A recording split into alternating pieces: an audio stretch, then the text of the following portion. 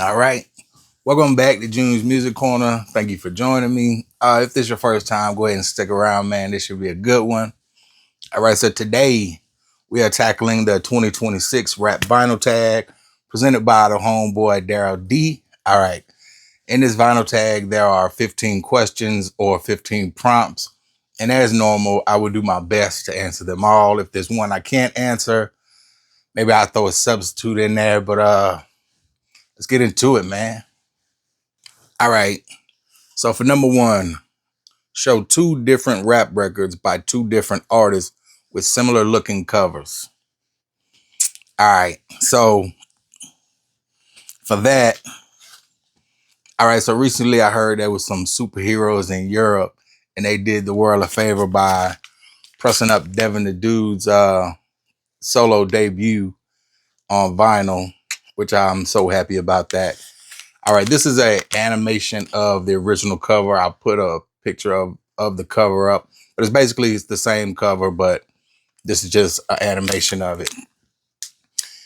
And this album reminds me of another solo debut. Like if y'all don't know, Devin, part of the Odd Squad and part of Face Mob before he put out a solo project. So this was his official solo debut album. Another solo debut would be Luke from the Two Live Crew. All right, this is a old promo. This is his solo debut. I got some shit on my mind. And the comparison there is they're both sitting on the toilet reading the newspaper. So it's Devin, you got Luke. So that's my pick for question number one. Two different rappers or two different artists, two different albums that look similar. Let's move along. All right. So number two, show a rap album you love with an ugly cover. All right. Now I've showed this record before. One of my favorite albums, but this is a bootleg of Ghetto Boys We Can't Be Stopped. It is a horrible Photoshop.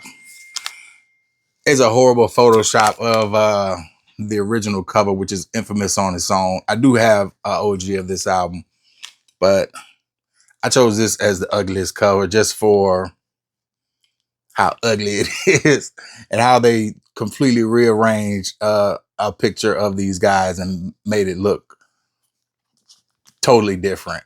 But this should get ugliest for what they did to Bushwick's eye. Anyway, that's my number two. Ugliest cover for an album that I love. All right, so number three. What's the corniest looking rap cover in your collection? I had to look and look and look, man. Because I guess people take pride in their album covers. So I did find one. And no disrespect to these guys. This has nothing to do with their music. This is based on the cover. So I went with Houdini's Open Sesame, with the fellas on the magic carpet. Yeah, it's kind of corny to me. If they moving like Grandmaster D's gonna fall. The only one who really looks like they riding the carpet is Jalil. Ecstasy, rest in peace, is chilling. Grandmaster D is posing. But I don't know. I thought it was kind of corny, them on the magic carpet. Like I say, no disrespect to Houdini. Pioneers and legends in this rap thing, but I don't know who put y'all up to this. Y'all should have came up like pick something else out the hat or something. But I chose this for corniest cover. Shout out Houdini though. All right, number four. Show a rap record from someone you personally know.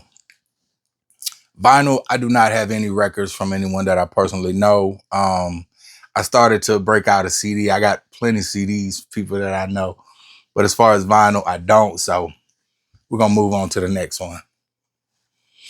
All right. So number five, what's the second rap record you ever bought? I believe this question was on last year's, and I showed it. But of course, that is Ricky D, Slick Rick, The Great Adventures of. This is my reissue of this album. I do have a OG, but it's framed and on the wall. Classic album. Can't go wrong with Ricky D. Loved this album as a child, and I still love this album. So shout out Slick Rick. This was the second rap record. It was actually a cassette when I bought it, but second album that I had bought. Shout out Slick Rick, the ruler. All right, number 6. Show a rap picture disc. I think this one was on the last one too. For that, I showed this is Scarface. This is Deeply Rooted. Get it out of here. Classic album. I love this album. I wish they would have pressed up some regular ones, but that's the front. And that's the back. Still a super hard album. But since I showed this album last time, I recently got another rap album that was a picture disc. Classic album. Black Star, Most Def, and Talib Kweli. Super hard album. I didn't own this, and I've been keeping my eyes on it on Amazon. And one day I caught it. They had dropped the price to like $19. So like I couldn't not buy it. So the only downside was it was a picture disc, but I'm starting to not mind so much about picture disc because the quality is still straight. The music sounds good, but this is a picture disc. You got the black stars on it. Oh, shout out Brooklyn. Shout out Mos Def. Shout out Talib Kweli. One of the toughest hip hop duos. So let's move on, man. All right, so the next one. It says, what's the last rap record you bought in 2026? It says 2026, but watching Daryl's video, he said 2025. So, excuse me. I think that might be a typo. You know, maybe it's supposed to say 2025. I would love to show you the last record I bought this year, but due to this winter weather, it has been held up. But it should arrive tomorrow, and I guess you'll see it soon enough.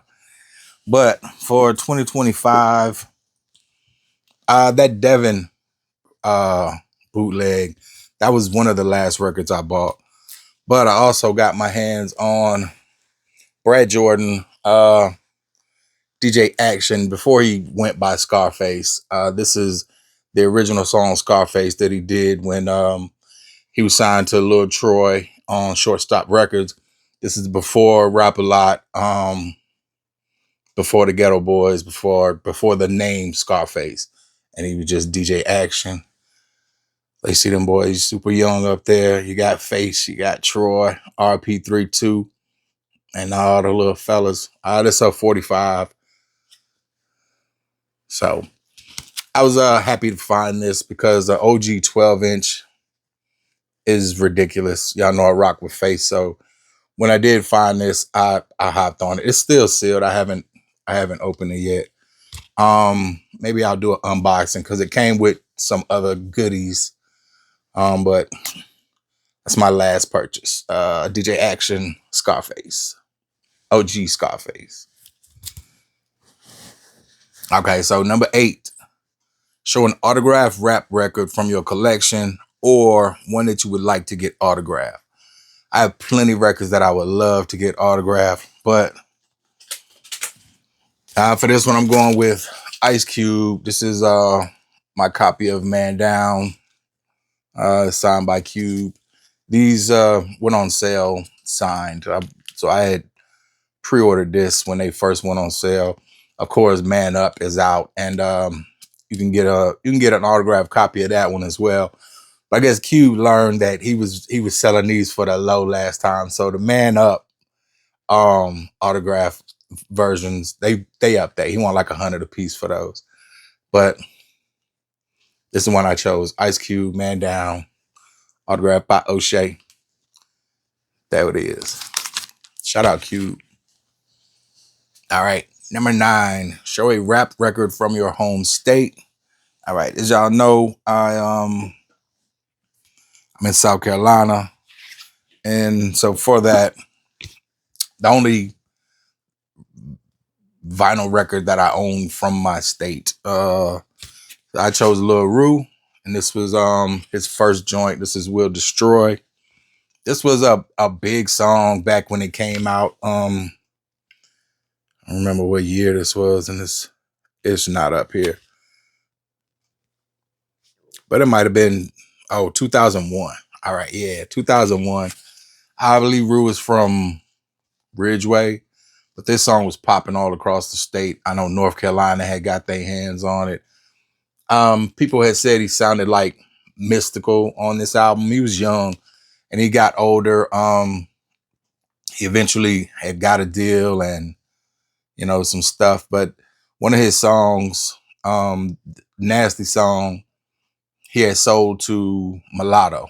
If you know Mulatto's song, Nasty Song, that was originally a Lil Rue song. So shout out South Carolina, 803, stand up.